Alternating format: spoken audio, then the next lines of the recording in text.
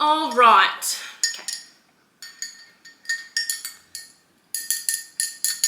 Hi guys, welcome back to another episode of A Literary Tasting. My name is Jessica. My name is Annie.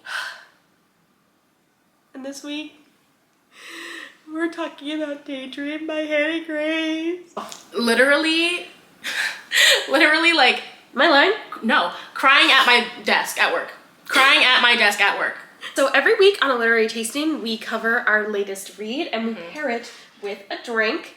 This week, I chose my favorite wine to go with my favorite book. This is Le Ville Ferme. It's $10 at Safeway, and it's delicious. It's rosé. It's really good. It's pink. It's in a mug. Take a sip. Oh. God. Oh, wait, cheers. Ooh. So let's get into it. Let's just jump right in. Do we have any trigger warnings for this book? Good question. Trigger warning for maybe some sexual assault and I don't know what the word for this would be, but there are talks of people being roofied in this book. Yeah. We're not going to talk about it too much, but if that's too much for you, yeah, just skip it. There's assault of different kinds, and yeah, I would say that's probably mainly it. But yeah, there wasn't any craziness like in Icebreaker. So we're gonna start with fan casting. So I didn't cast anyone for Hallie, mostly because I thought she was black, and then I realized quickly that she was not. So I didn't cast anyone for her because I just didn't want to be wrong like I normally am. But for Henry, I did cast Keith Powers. He was in the not hit MTV show Faking It. I don't know if you guys have seen it. It was not hit. It was not a hit, but it won an Oscar in my bedroom, at least. I was watching it. I was tuned in. Yeah. Okay. I was keeping it afloat. Right. Yeah, I tuned in. I love that little blonde girl. I never watched that show. It didn't go. No one did. It didn't go fucking platinum in my house. That's for sure. No one did. Yeah. I did, but no one else. Yeah. But yes, I love Keith Powers. Great selection. I also did not cast someone for Hallie just because I couldn't pick someone that felt right. I want to do her justice is the thing. Yeah, and I couldn't find someone that just felt correctly. Yeah. Maybe our Hallie is just not famous yet. You know what I mean? Like she's on the up and up. She's on the up and up. She's coming. Yeah. When they make her, this is gonna be her breakthrough movie. Yeah, for sure. Love you, girl. I was about to say, should it be you? But then I was like, wait a minute. No, I would love it to be me. Okay. And for Henry, I casted, for all my friends who watched Love Island USA, I casted Kenny. I love Kenny. Desperately. Desperately Boots. So, yeah. I also cast her ex-boyfriend, Will, and we'll get to him in a minute. But also from MTV, another not hit TV show, Scream, I casted Connor Wheel. He was Emma's boyfriend in that show. Yeah. Scream did go fucking... Scream got an EGOT in my house. Yeah, me too. So, I've watched every iteration of that. Yeah, and me too. That's a pretty good choice. I casted Will as the version of Nicholas Galitzine that's in Bottoms. Ooh, good one. Yeah. I love Nicholas Galitzine. I know you do. But in he Bottoms, has several EGOTs in my home. Found him insufferable. He has several EGOTs. I found him absolutely horrid and insufferable in Bottoms. So that version of him is my Will. But yeah, didn't cast anyone else. I mean, you could probably find our castings from everyone else from the 2 other books that we have read and reviewed. So if you want to see who we casted for those people, you can hop on over and watch those. Go ahead and give it a view. Give it a view, give it a like. Go ahead and just put it on mute. Just leave it playing. Period. If you don't mind. Period. If you've got some free time. Yeah. Some time to spare. If you just want to help me out. I want to start out with her author's note that she wrote at the beginning here. I just thought it was a little strange. Not in a good way or a bad way. Just a little strange. So she says that she doesn't want the book to be about a diagnosis. She doesn't want to write a diagnosis storyline, to put it in her words. I just thought it was a little odd considering the entire book, pretty much Henry's entire plot line, is about him struggling to cope. Yeah. with his neurodivergent tendencies. Yeah. And how Hallie and his friends help him, and he develops no coping skills because his friends basically just do everything for him until he feels better. They let him off the hook incredibly, so I would say. So I don't. She says that it doesn't make her, a quote from her, it doesn't make anyone, their wants or their needs less valid to not have a medical diagnosis. I just think that's a weird hill to die on, is all I'm saying. I just think it's strange. And because at first, when I first read the note, I thought she was going to roll back Henry's more quirky traits because I thought that she maybe felt that she wasn't equipped to have these conversations, because they are difficult conversations to have. And if you're not familiar with people who are neurodivergent, or you're not neurodivergent yourself, you're not always the person to write those stories. Yeah. But it sounds like she feels like she is. So, because she says that she also has autism and ADHD, according to her. So I just thought it was weird. I was just kind of like, I don't totally get it. I felt like that video of Mariah Carey where she's like, so you don't want to talk about 9/11, and everybody in the crowd is like, oh, what? That's kind of how I felt reading this. I was just kind of like, what? What do you think? So yeah, my take on it is that I'm more so just confused about saying, like, I don't want to make this about, what I got from it is that she was saying I don't want to make this about his, like, diagnosis, and I don't want to, harp on that too much. Like, it's just their love story and, like, what's going on. And I can definitely do spend a lot of his storyline is surrounding what's going on with him internally. Well, I can also respect her being like, just because somebody has autism doesn't mean they want to make it their whole personality. Yeah, yeah. But I will say, like... And you shouldn't make it their whole personality either. Yeah. But the thing is that it was a big part of his character. It was a big part of his character and a lot of his plot line, which is totally fine. And I, like, especially since she says, like, that's something that she struggles with as well, and that, or not struggles with, I think that's the right word, but that's something that she has as well, that, she's equipped to talk about it. But I do think that, like, in a lot of the parts where he was, like, struggling with, like, how to cope with things that were going on in his life, when you're undiagnosed, I feel like you don't have the proper coping skills. You don't know really what's happening. You don't get it. And he says that a lot. Like, I don't understand what's wrong. I Google it and that is something that I have done. Yeah. And until I got, like, diagnosed, I didn't know how to cope with things. I didn't know what to do. And so I needed a lot of help from people around me when that was happening. So I think, frankly, like, to say I don't want to talk about him being diagnosed is a little bit like, well, he's at the stage clearly in his journey with his mental illness that, like, he needs professional help. Yeah, or just, like, he needs to, like, seek something. His friends can't do everything for him. It's sweet of them. Cute. It's sweet of them that they did, but, like, they've got other things to do. You shouldn't rely on the people around you to cope for you. I mean, it also shows that, like, his friends care about him and love him and they're there for him. For sure. And I feel like a lot of people, before they get to a diagnosis, really do need that. I needed it. But, yeah, I don't know. It was definitely, a lot of this book was centered around his diagnosis, so I'm not really, there was a dissonance for me. But I'm not having a problem with it. I liked that we talked about those things, and I feel like she... was able to talk about it in the right way. That's why I was mostly just confused. Yeah. I was just kind of like, well, if you're going to talk about it anyway, I don't see any problem with...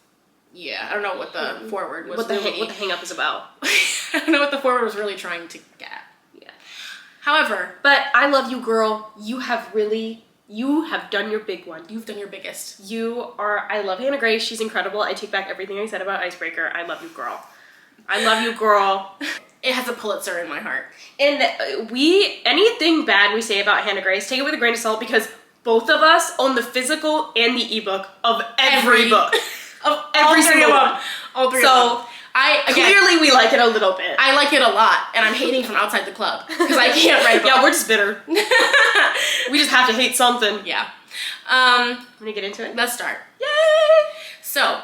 the book opens with our female main character, Hallie. She's getting dumped. She's getting dumped by her, like... By the guy from Scream. Yeah, by the guy from Scream. Will. And we basically get some backstory about the fact that they were friends as children. basically her only friend, as she puts it. And she knew in that moment that they were going to break up, and she was cool with it because she was like, I know that we're not meant to be together because I don't like him, and B, like, he just takes advantage of me. He's not a good boyfriend. And she says it from get. She's like, he's not good to me. Yeah. He pressures me about sex. He makes me feel like our friends are his friends and not mine. And, I mean, to be fair, she was right. They kicked her out of the group chats. Yep. Yeah. That's insanity. Yeah. So it was giving bye-bye Will party very fast. And he immediately showed his ass because they break up and she's like, okay, I understand. And he's like, why are you not more upset? Girl. She looks him dead in his face and she says, what do you want me to do? Sob? Scream? Get him. Yeah. And I want to say, get him. She cooks him so hard throughout this entire book, and I love it. I love to see a man down. But we do find out during this chapter, Hallie gives like a little bit of her own personal backstory about how she's turning over a new leaf. She's done being such a people pleaser because up until this point, she's cut her hair in a way that he likes. She's not taken certain classes at certain times of day so that way she can go visit him at school and watch him play hockey because he's also on the hockey team. Because Hannah Grace doesn't play about her men. Even the bad ones are gonna slay. Yeah. One thing about them, they're still gonna slay. Yeah, always. And she's like, no more of that this year. I'm not coming home to check on my family. I'm not gonna check on Will. I'm gonna get a job at this bookstore and a hotel. No free visits, no free moments, girl. Visits. I'm booked and busy, girl. Yeah, she said, another club, no sleep. Like, she has a job, she's running a book club at the cutest bookstore in town. Yeah. And she just doesn't have time for bullshit no more. She was like, you go home, and they were like, we're not gonna tell our families because they're gonna freak out. They're gonna freak out because our parents are friends. But she was like, you go home for the holidays, boo. You do what you need to do. I'm staying here, whatever. Yeah. Like, the fact that she hates him so much, she'd rather not go home and see her family for Christmas. She's like, I don't want to see you. The idea of even getting a glimpse of you outside my window is enough for me to not go home for the holidays. And that's so fair. So valid. Then again, books are dual perspective. All Hannah Grace books are. And I love to see it. We move over to Henry. Now, you remember Henry from our past books. He's been in the other ones. You know, he was on the hockey team. We know Henry. We know him. But he was also, like, just kind of a side character, of course. But Henry is now the captain of the hockey team. Appointed by Nate. Appointed by Nate after his departure. And he's struggling to kind of step into this new role. He has always kind of been like in the follower role. I like to do what I like to do and then get the fuck going, you know? Yeah. And so stepping into this, I don't want to be held accountable for everyone else. Yeah, it's a lot of responsibility on my plate that I'm not sure I'm ready for, is basically what he's saying. But he's like, I'm up for the challenge. I want to make sure I'm a good captain for them. He has some kind of meeting with the coach where, you know, they talk about We don't understand. We're not athletes. I'm not here with the coach. We've literally never been talked to a coach before. No. And he's also struggling in school at this point. Like, he had a hard time signing up for classes, and he ended up... they go to the University of California. That's the thing, is school must be hard on top of all of this. I know. And he's a fucking art major. Like, that's so hot. Anyway, he signed up for a class because it was the only one that was left, and he's having a really tough time in the class, just, like, getting stuff done. And the coach is like, you need to pass your classes, otherwise you cannot be the captain. And he's like... Ugh. Yeah, the coach is like, I don't know what you want from me. Like, sorry, get it done. I don't know. Yeah. Like, so he's like, fuck. We get Hold on 1 second. I don't want me sniffling every 20 seconds to be on there. Fair enough. We then get to our meet cute between them two. He goes with Aurora to the bookstore. No. To the Enchanted bookstore. Guys, I'm a Swiftie, and I really am. I have a daylight tattoo. I got it in 2019. I was on the front lines, okay? I streamed me back to back to back to back. I was there, okay? I really was. But it's getting a lot. It's getting a lot, guys. Like, you need to pick a better... I can't do it. Not pick a better. Pick something else, because I can't do it anymore. It is, like... Because she thinks she's being tongue-in-cheek, and, like, it's subtle. It's not subtle, babe. Very, very... She makes so heavy-handed. She makes so many, like, subtle and also very overt references to Taylor Swift in this book. And again, I would consider myself like a Swiftie. I'm a huge Swiftie. Huge Swiftie. She's a huge Swiftie. I would say I'm a Swiftie light. Like, I really love her music. I love Taylor Swift. Not a "you belong with me" moment in sight, referring to her and Will. Actually, I kind of like that one. But not a you belong with me moment in sight. Period. But yeah, the Enchanted Bookstore, okay? Which, frankly, if there was an Enchanted Bookstore around these parts, I would be in there like swimwear. Oh, for sure. Yeah. But Hallie, that's where she runs her book club. And Aurora's like, you know what, Henry, come with me to the bookstore. I want to go stop by and say hey to Aurora. And you need to find some books about being a leader, because clearly you're struggling. So they go to the bookstore. Loser. I know. They go to the bookstore, and she comes out to set up her little table for book club, and Henry's just sitting there munching on her cookies. And being hot as fuck. And she looks at him and she goes, oh my god. I need him biblically. Who is this man? Yeah, she's like, who is this man? I love from the jump. Yeah. I love the rise of horny women. Like Sabrina Carpenter being openly horny on every platform. I fucking love you, Sabrina Carpenter. Women need to be horny. The rise of horny women. Us and Sabrina Carpenter are really like we're leading the charge. Yeah, we're leading the charge. Yeah, like the horniest woman. She comes out and she's like, oh, damn. Like, yeah. Oh, I need him biblically. Yeah, and she's still a virgin at this point too. So like, she's got to be double, triple, quadruple horny. Like, she's gonna be so horny. Yeah. They talk a little bit, like very briefly, and he's being hot as fuck. Charming as he knows how to flirt. Yeah. He knows how to flirt. He knows how to leave them wanting more.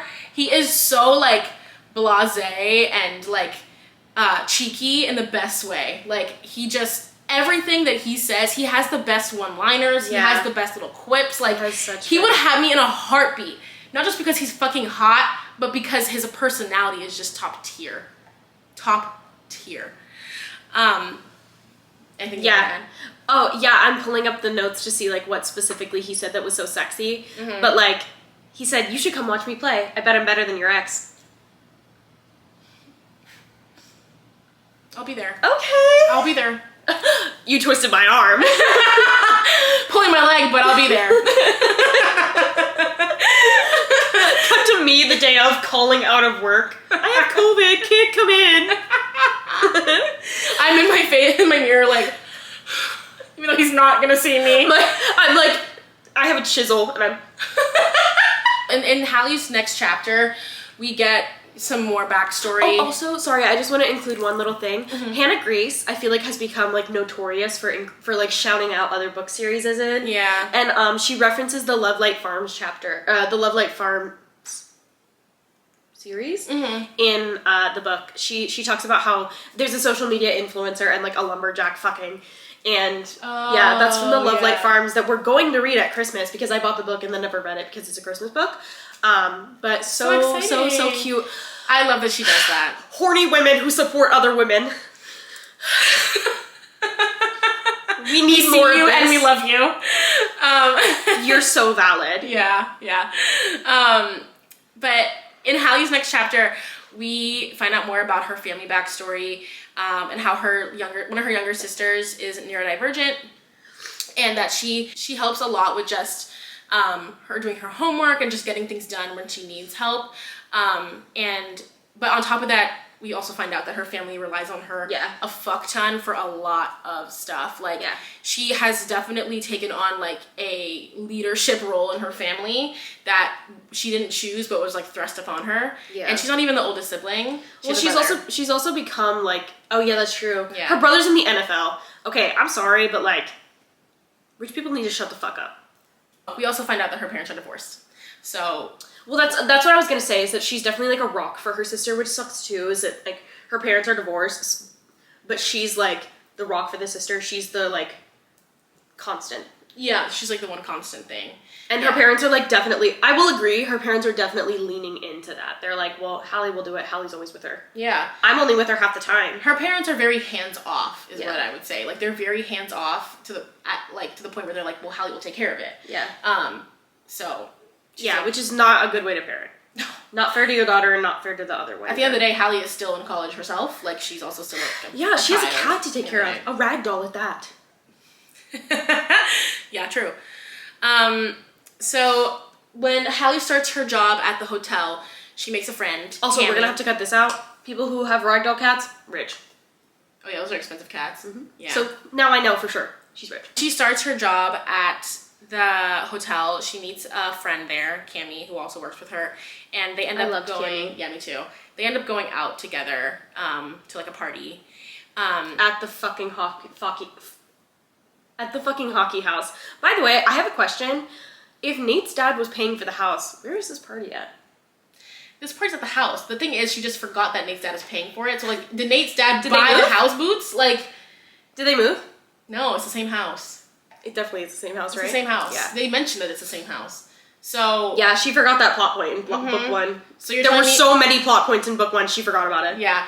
You're telling me either Dad's still paying for this house or he just bought it and then forgot about it. Yeah, because in the first one, it was serving Nate's dad is paying for the whole house. It wasn't just serving Nate pays rent. Yeah. Nate's dad pays his rent. It was serving Nate's dad bought the house. Yeah. That's craziness. He just bought like a lineage house for the hockey team. It's gonna get passed down through generations. Dude, the way I'd evict them so fast. I'd be like, my son doesn't live here. You know how much I can get this baby for? Yeah, get the fuck out of here. But they go there, and she also meets Cammie's friends, who actually end up being Aurora's best friend from the other Wildfire. book. And Poppy and her girlfriend. That's so cute. Such a cute name. And her girlfriend. Gays.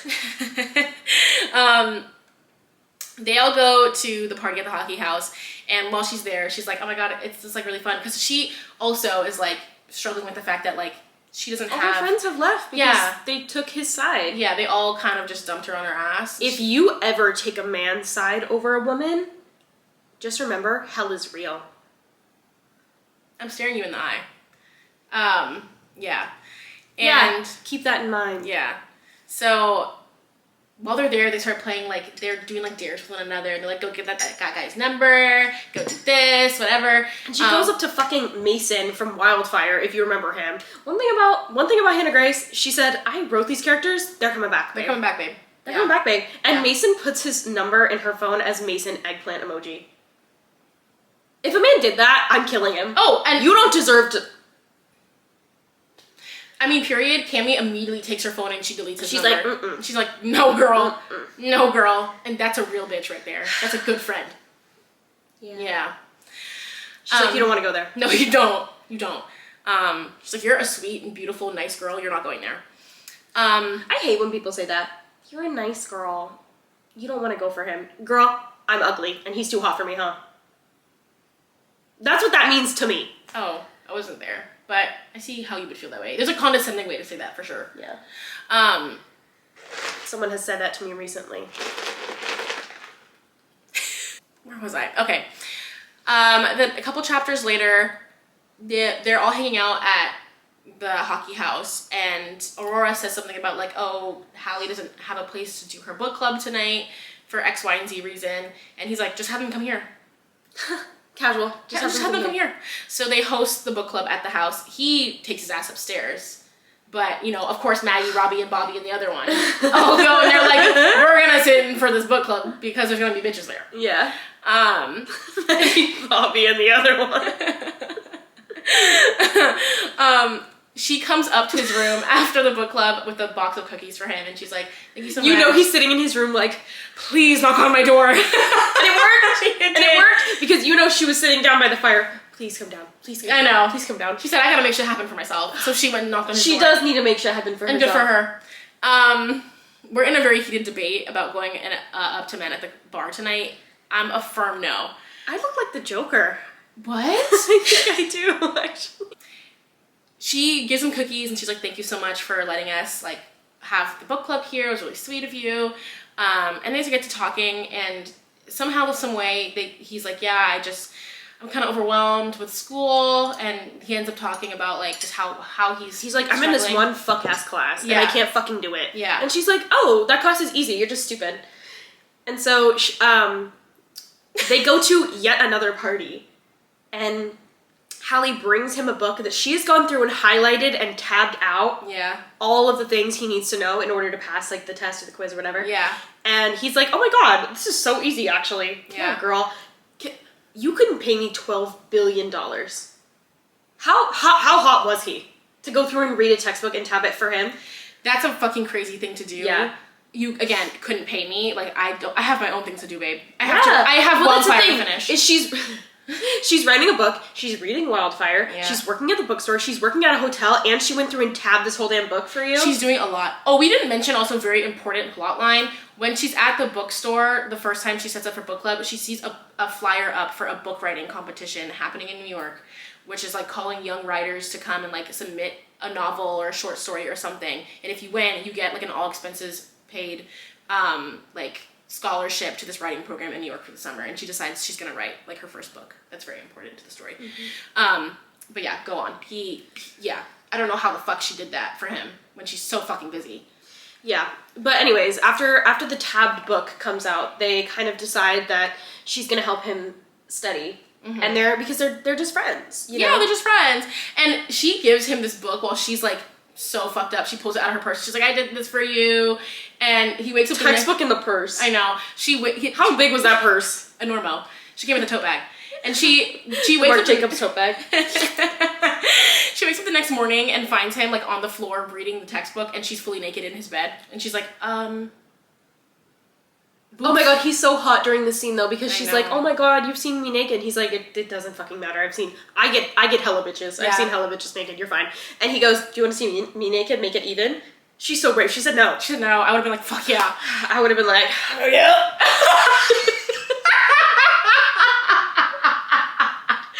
No way. I was like, yup. Take that thing off. yeah, but she doesn't.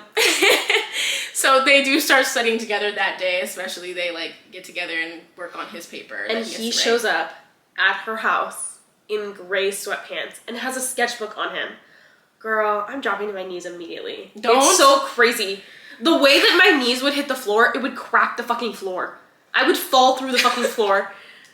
The marble of my kitchen floor, I would drop to my knees. Do not show up to my house In gray sweatpants. in gray sweatpants And then be holding like, a "We're just sketchbook." friends. No. No one wears gray sweatpants to their just friend's house. No, stop. You can't do that. No, to because me. you know he's like standing on the porch like, does it look okay? Yeah. And then he knocked He's on like, the I need door. to have them like slightly low hanging. Yeah. Yeah. He's kind of like, never mind. You know what I was gonna Yeah. say? It's kind of like, okay. Yeah. It's the perfect amount of. Yeah. When he gets there, he starts calling her captain somewhere around this point, which They call each other Captain Babe. yeah, Because he's the captain of the hockey team because he's hot and sexy. yeah, but like him calling her captain. No. Is If it was her calling him captain for me. Like, But he didn't really like it that much. You know who did like it though? Nate did. Yeah, he loved it. But he likes being a captain. Yeah. He has anxiety about it. Nate is so hot. I miss him. Girl, what's the sequel? Him and Stassi break up. Thank God. When he comes over, he meets her cat, Joy, which is really cute because he starts to have an affinity for this cat. Like, he bonds with this cat so much. Ragdoll cat, by the way. So cute. And while he's there, he starts asking her, like, why do you live in this house by yourself? Like, you know, and she tells him. He's like, the decorations in here are fucking fuggo. He says that dead ass. And she's like, okay, my grandma decorated it, bitch. My dead grandma decorated it, actually. Yeah. So And he's like, oh, I shouldn't have said that. my fault, Boots. Yeah. Sorry, girl. Sorry, girl. But she tells him the backstory about like My fault, Boots. about her grandma and why she ended up moving there to be with her. She was actually like starting to get sick, and her family was like, "Go be with grandma. She's getting sick. You have to go to college at Maple Hills." Now, another time he comes over, there's a lot of filler scenes in this book, which we have to mention. I don't want to call them filler because filler makes it sound like they weren't important or they weren't good. I just mean that like we don't have to reference each and every one of these scenes that they're talking about because they do talk about a lot of their past trauma, their families. They have a lot of very deep conversations. A lot of them, and but it strengthens their relationship. It's important for the book, but we're not going to talk to them. We're not going to mention them here because like, if we did, we'd mention it 72 times. Exactly. But they're all important, and if and when you read this book, or if you read them, it was really good. We're not saying that it's bad. I want to say that like I think she's really gotten amazing at writing dialogue between characters. Like I love their dialogue. They're like they're back and forth. His like the smart ass. That's comments. the thing is if you thought the banter in Icebreaker was good, first of all you're wrong. Second of all, she kicked it up a notch. She kicked it up a notch. Like this is banter. The banter in this book, the dialogue, like it's just so good. Like he had me giggling. You know what I mean? You know when you're reading a book and you're like. He had me horny. We're not gonna go there. Yeah.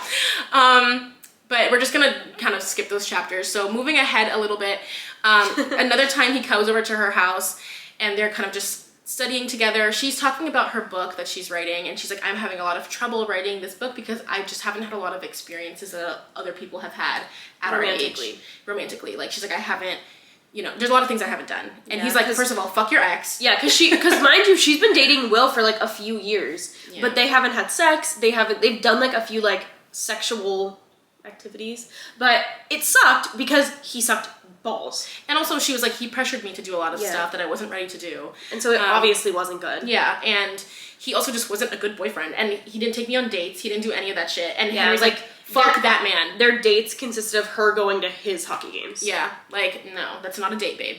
That's me being a supportive girlfriend. Yeah, and he didn't appreciate it either. No, he didn't. He just was like, you should be doing it. Fuck you, Will. No, when I find you. Oh, fuck that man. I hate Will. But Henry's literally like, fuck that man, I hate Will as well. Because he's like, he's literally the worst kind of person ever. I hate him. Aside from with you, I already know that man just because he is on a rivaling hockey team, and I hate him. Yeah, he literally is like, he's not good enough to act the way that he does. Hot. Yeah. So hot. But he's like, well, I can be like, they basically start a fake dating trope where he's like, I can take you on these experiences, like we can do these things together, I'll take you on dates, we'll do all that stuff you want to do, you know, for experience for writing your book. And mind you, I am normally not a big fan of the fake dating. If you watched our Love Hypothesis episode, you would know that I said this is stupid, and I thought it was stupid the whole time. This one, girl, I was horny. I was horny the whole time. All they were doing was sitting on a bench. I was like, I hope they fuck on this bench. Yeah, yeah. Because also it wasn't like they were keeping, I think this dating trope was a slight different, because it wasn't like they were doing it for like, attention. The purposes of like fooling someone else, you know what I mean? Like, it wasn't for like, oh, we need to make these people think that we're dating. It was more so like everyone knew that they were fake dating, and like he was taking her on dates and stuff for her book. Like, they were just doing it for the book. No, all the friends the whole time are like, you guys are gonna fuck. I don't know what you're talking about. True, but everyone was aware that, like, you know, of what the situation was. But yeah, their friends were like, you guys need to get so fucking serious. Yeah. But well, because also, mind you, like I said, Henry gets hella bitches. All of a sudden, he's not fucking anyone because he wants to be spending all of his time with Hallie. Yeah. Come on. He's like, she's my best friend. Okay. She's my best friend. What happened to Stassi? Right. Exactly. You were talking hang out with Stassi. You were talking a whole lot about platonic love a couple chapters ago, babe. Suddenly, you only want to hang out with Hallie. Anyway. Hot and sexy. Yeah. They make this rule book about all these things that they need to, like, you know, do, and they have a rule book. They have a rule book. Yeah. I'm never a big fan of the rule. Oh, also, in the rule book is like, Hallie cannot fall in love with Henry, and then subsequently, if Hallie does fall in love with Henry, Henry has to break her heart, and he's like, He said, first of all, I'm way too fucking charming for that. And she was like, girl, you just shut the fuck up. Don't be smug around me. I'll fall in love. Don't be smug, because I will get horny. Yeah. Yeah. They go on their first fake dating excursion. He takes her out to dinner. Mind you, before the date even starts, her phone pings with a message from that fuck-ass Will. And he's like, have fun on your date. Fuck-ass Will is blonde, by the way. Bitch! Keep that in mind. And she's like, and she doesn't respond, and he goes, don't you want to know how I know? And she's like, no. I don't give a fuck, dude. Nope. And he goes, well, your mom told me. And she's like, okay, girl. Well, clearly, since my mom told you, you haven't told them that we've broken up yet. So what's to say about you? And then he's like, he's like, oh, I can't wait to meet him, smiley face. And she goes, you already have, smiley face. Cooked him. She cooked him bad. You know he was respond. He knew he you know he was in his room like, fuck. He's like, I started a battle I could not finish. The wall. He's like, no, he could not finish that fight, and he started it. That's so humiliating. He lost so bad. He didn't even respond. He had no quip to answer with. He was humiliated, as he should have been. She cooked him. I was so proud of her. You already have. With the smiley face too. They're having exquisite banter and conversation. When they I don't know how she wasn't soaking wet. I don't know how she didn't have to change her. I have to wear a diaper at this point. I have to wear a diaper. I'm always soaking wet. But they got He goes to pull down her face. No! He's like, wait. Why are you wearing a diaper? He's like, you've had me wet for weeks, dude. I don't know what you want from me. She's like,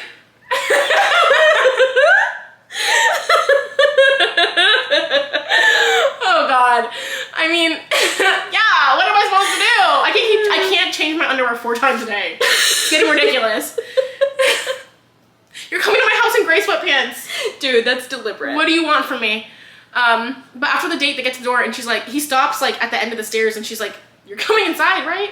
And he's like, no, like, I'm being a gentleman, I'm going home. And she's like, oh, fuck boots. That's when the diaper would have to come off. Mary, you gotta bring your ass inside, I'm sorry. You've charmed me. I want you even more now. That's the thing about him, he knows. He knows how to treat a woman. He was like, I was gonna be a gentleman, I'm going home. Ah! Sorry. No, you're not, babe. You're going down on me. That's what's happening. That's where you're going. What is the, I fucking hate Stassi about? In the notes. What's going on here? I actually don't know. There's a scene where they're all at the dinner table, or they're all studying, and one of Chris, Maddie, Bobby, or Robbie is being annoying at the dinner table, and she's like, if you don't shut the fuck up, you can get the fuck out. And everyone's like, damn, what's up with her? Here goes Tina again. Everyone's, yeah. And then Russ texts Henry and is like, she misses Nate.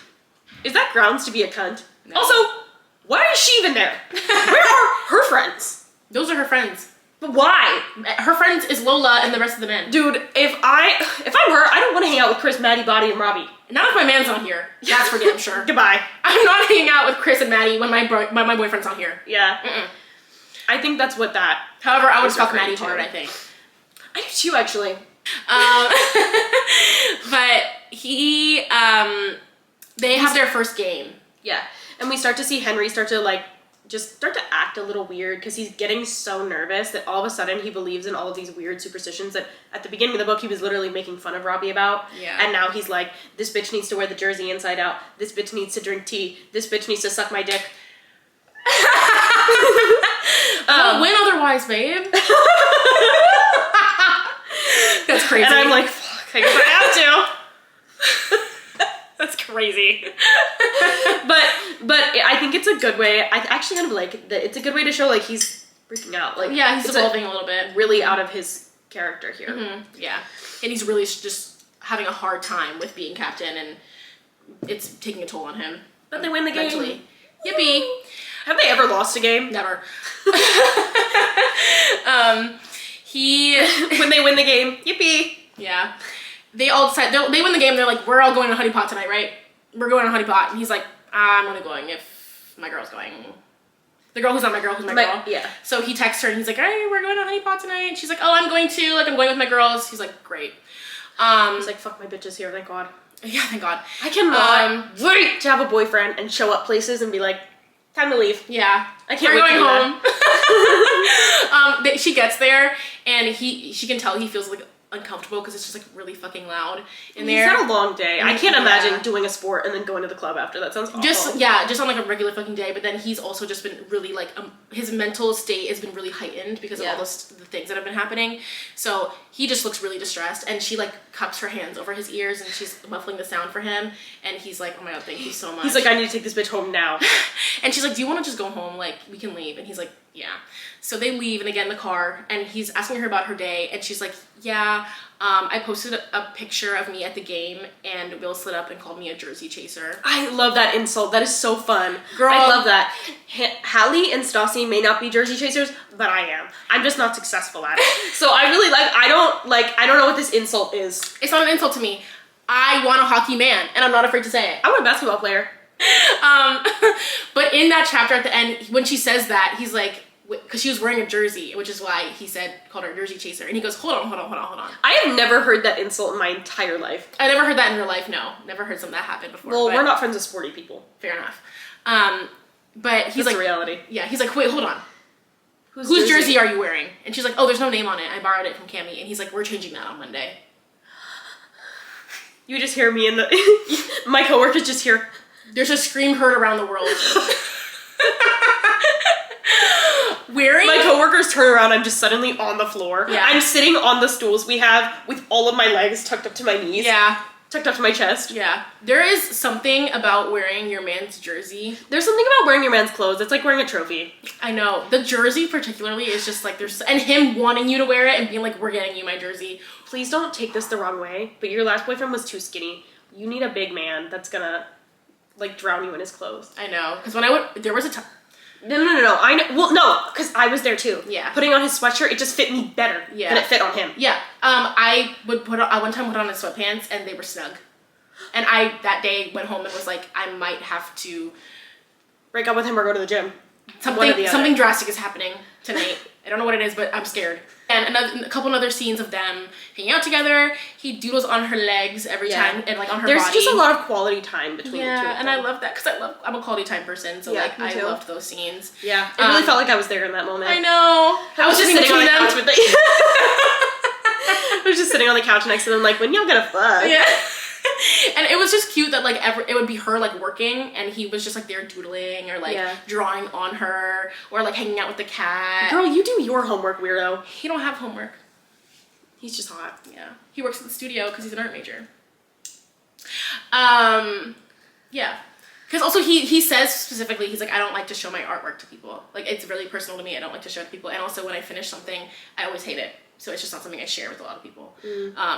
Which is, I think, is why there's no scenes of him, like, doing his homework. Because he wants to do it alone. Yeah.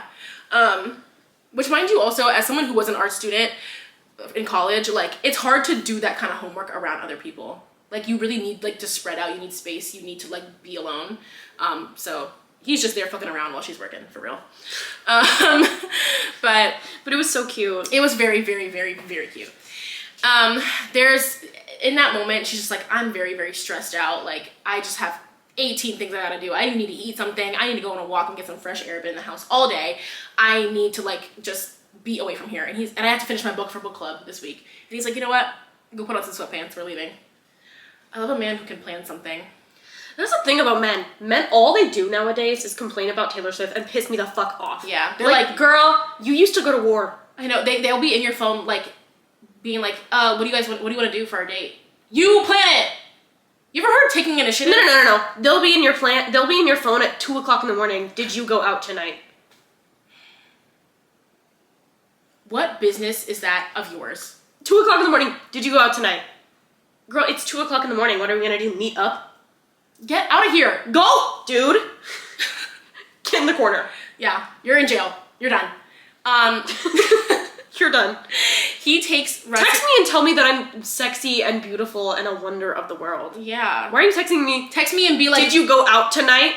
Blocked. Men of the world, here's what you gotta do. You need to text your girl and be like, be ready at 7. And have an extravagant date planned. Even if it's not extravagant, have something planned. Men are gonna listen to us for sure.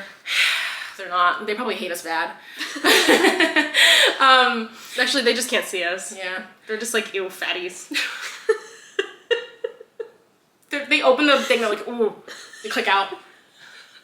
Ooh. They're like, ooh. But he borrows Russ's truck. They switch to Tana Mojo. Yeah, immediately.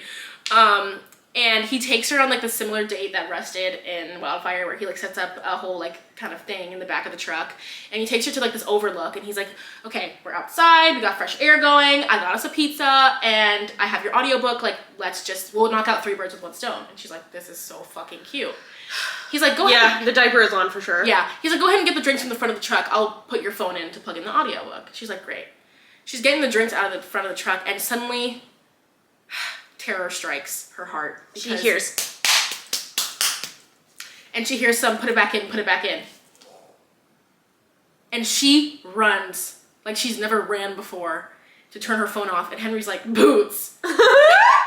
Hey, girl. He's like, that's embarrassing. No, he's not. He's like, what was that? And she's like, so... Ever heard of the app called Quinn? Ever heard of Quinn app? Yes. Yes, I have. Yeah. Yes. And she's like, it's just, my audio, erotica thing. And he's like, oh, cute. And she's like, I'm fucking embarrassed. And he's like, you shouldn't be embarrassed. Why should you be embarrassed? Because she's listening to a bad story. That's why she should be embarrassed. Well, the reason why, we don't know that it's bad. The thing is... Put it back in. Well, I think she just paused it at the wrong time and turned off the app. You know what I mean? Grace said also, I remember when she was talking about it, she was being like, I was listening to this after something happened with her and Henry. a dream. She just texted her about Henry, and she had to get her rub like, off. well. But yeah, if this had happened to me, I would have been. Well, no. If it were, that's the thing. If it were a good story, I'd be like, that was sexy, right? But like, put it back in. I'd be like, no, no. It's a bad representation of it. Yeah, because the Quinn app, they're doing something different over there. They don't fucking play. Yeah, Quinn, please sponsor us. I know you don't need to. I know you don't need to sponsor anyone with that lineup you've got on that app. No, but please, send me a discount code. Please send me a free subscription for just please. I need to listen. Guys, we're receptionists. We cannot afford the Quinn app. And I need it. I really need it. I think their business is like amazing. Yeah. I love what they're doing. Small business owned by women. Yeah. We love women. On the pleasure of women alone. Yeah. Finally. We love you, Quinn app. Genuinely, This is what I've been asking for. No, yeah. So I was excited to see that she was listening. I mean, they called it a different name. It's called the Whimper app because she for sure didn't want to get sued, but she didn't want a copyright strike or whatever. But we all know she was talking about Quinn. And everyone in Goodreads is like, I love that she shouted out Quinn. Because one thing about Hannah Grace, she's gonna shout out the girls. Yeah, she's gonna shout out the girls. She knows what she's doing. I love her. Yeah, she came with research done. She said, I'm a New York Times bestselling author. Go read those other girls' books because they're not Mean Girl. Period.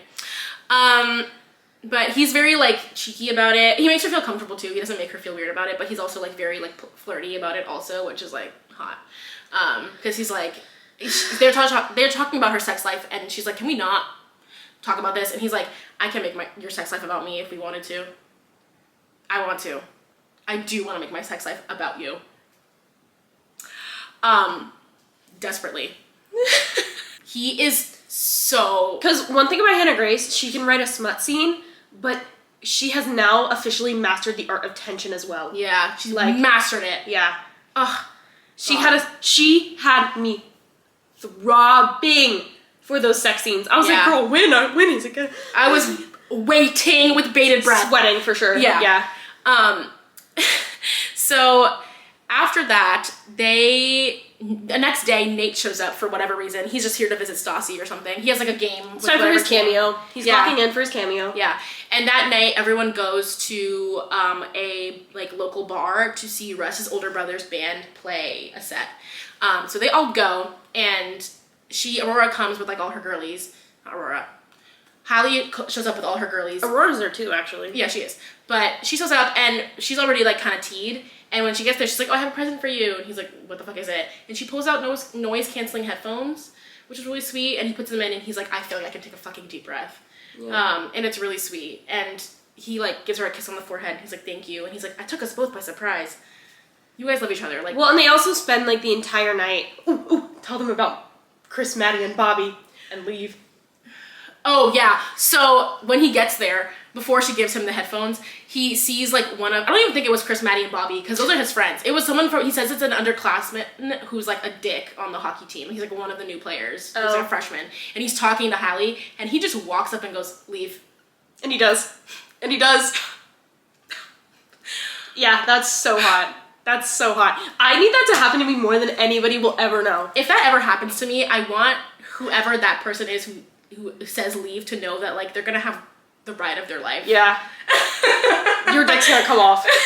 Like, it's crazy. That is a ride he would not survive. Yeah. Like, oh my god. Yeah. Leave?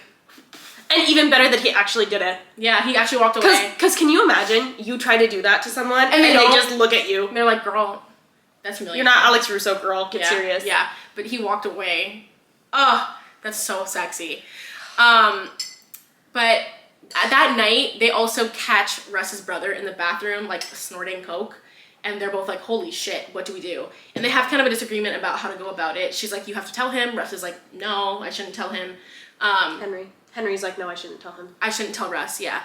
And they kind of have a little back and forth about it, and they end up, like, going their separate ways. He definitely is a little bit rude. Intense. He's like, these are not your... Like, I think he says something like, he's my friend. And I know him better, or something like that. Something like that. Which definitely triggers her, because that's the whole issue. Like, that's the main... But, I mean, to be fair, they should not have like, it's good that she has her girls and he has his boys. Yeah. Like, they should not be intertwined. Yeah. With, like, they should have their own separate group of people so that way there's always somebody else that you can lean on and have these problems with. I feel like that's the whole problem with, like, Lola and Stassi is that they're now intertwined in the friend group. It's like, that's very unhealthy. You should not be relying on your boyfriend's friends. Yeah. Because they're always going to take their boy's side. Like, they're never going to be on your side. Yeah, and she like, at this point, I don't think she doesn't recognize that those girls are her friends. She still sees them as Henry's friends. So... Well, also going back, Henry was totally right. Because for sure she'd had a couple drinks, but also, she was suggesting that they go tell Russ right now. Yeah. Like, in the middle of the club. Yeah. While he's probably drinking. Around all of his friends. Like, no. That's a conversation that you have one-on-one in private. In private, yeah. And Henry's like, and she, like, also, she says it once, he's like, no. She says it again, he's like, no. It's like a back and forth for a little while before he's finally like, dude, no. Yeah, no. Now, this is not an appropriate time. He's totally right. Yeah, but he then goes and is like, I know him better, like, this is not how he definitely says something douchey. But I also just thought that, like, they separate after that. They go their separate ways. And he says that, and, like, that's one of her triggers, and he knows that. The fact that, like, all of the friends that she had previously with Will, like, weren't really her friends. So him saying that particular comment to her was just, like, all right. It hurt her. Yeah, it's a little bit of a low blow. Yeah. So they separate for, like, I don't know, they don't talk for, like, a day and a half, and they're both kind of like, oh my god. What do we do? Oh my god. They're freaking out a little bit, both of them. And when they meet up, or maybe it was just the next day, they meet up and they talk about it, and he's like, I'm sorry, that was a low blow, but, like, I just felt like, you know, it didn't need to happen that way. You were not listening to me. Yeah. And she's like, I just got really triggered because, like, again, you hit me in a spot that was very sensitive. Yeah. And he's like, oh, also, like, your friend got roofied. Yeah. And she's like, wait. She's like, oh, good. Oh, shit. So, but then they're like, he's like, well, we have an away game this weekend, and we're gonna go to, like, this pier on Sunday. Like, you're gonna come. It'll be one of our experiences. And she's like, okay. And of course she's like, okay. Yeah, I would be. After I'd be wearing a bombshell bra, like titties up to my neck, bikini. You know, like I'd be like, no way. Going to the beach? Yeah, I'd be like, no way, I'm coming home from this beach to a virgin. We're gonna fuck on the beach. Oh, in the daylight. Yeah. Oh, okay. You're going to jail, probably. Do you know how hot he is? Girl, you do it too, don't lie. Yeah. Yeah. But they get to the beach, and they go with, like, all the guys. Like, Maddie, Robbie, and Bobby are there. And he's like, I gotta get away from these fools. They're driving me crazy. Yeah, I don't blame him. They're driving me crazy. So they go into the arcade, and they're playing all these games together, and he starts winning her all these stuffed animals. So cute. And then they, like, sit on this bench, and she sits on his lap. That's not your friend, girl. That's not your friend. It's just not your friend. And this moment was, like, really romantic. It was really romantic. I was picturing it at, like, sunset, too. I know. And, like, they're talking at, like, very, like, hushed tones, and they're, like, so close to one another, and they're, like, you know, it has that, like, romantic kiss moment, and then they get interrupted by Maddie. And he comes up, and he's like, tell me I don't have to sit next to that stuffed animal in the car. Girl, we were about to kiss. You're gonna piss me off so bad. Well, he was so cute. Not Maddie, Robbie, or the other one. Oh. But Henry. Yeah, Henry was so cute. He was like, I just know Maddie's gonna be pissed about having to sit next to the duck and its friends in the car. I was like, it's friends! The duck and its friends! So cute! The duck and its friends. That's cute. Really That's so cute. Oh, and when they're about to, like, lock lips. She goes, we have an audience. We have an audience. And then he's like, he's saying, I can't fucking do this anymore. Because he's over them already, and now they're doing this too. Yeah. It's like, okay, I'm gonna kill you. Yeah. Also, like, we find out he pulls out a gun. He pulls out a crossbow. He's like, enough. But later we find out, it's not mentioned right now, but we find out later at some point that they named the duck Quack Efron. Cute. Millennial humor, but cute. Millennial humor, but I was like, I thought it was adorable. I thought the duck and its friends was cuter. Yeah, it was. That was cuter. It was really cute. It's so cute to imply that the duck has friends. The implication of it is just adorable. It's cute. Now, another day, they go and get lunch together, and he gets sick, and he shows up to her house, and he's acting like a baby, because whenever men are sick, they act like babies. And they cuddle on the couch, and that's when they talk about his family life. But if he's sexy, I don't know why this took me so long to process, but, like, if he was acting like a baby... Yeah. Yeah, girl. I'm so down to baby a man who deserves to be Suddenly, baby. I'm literally lactating. Oh. The way that I'm ready to baby. Crazy. But like when my last boyfriend acted baby, I was like, girl, stand up. No, yeah. Stand up and get out of my house. Yeah. I'm not farting in my bed. Don't even go there. Yeah, now. When men fart in your bed, it's like you don't respect women. You are not feminist. I can't go there right now. Mm-mm. When's the last time you had some broccoli, dude? You need more fiber in your diet. A lot more. Yeah, I'm so down to baby a dude who deserves to be babied, 100%. And she was like, yeah, I'm gonna baby him.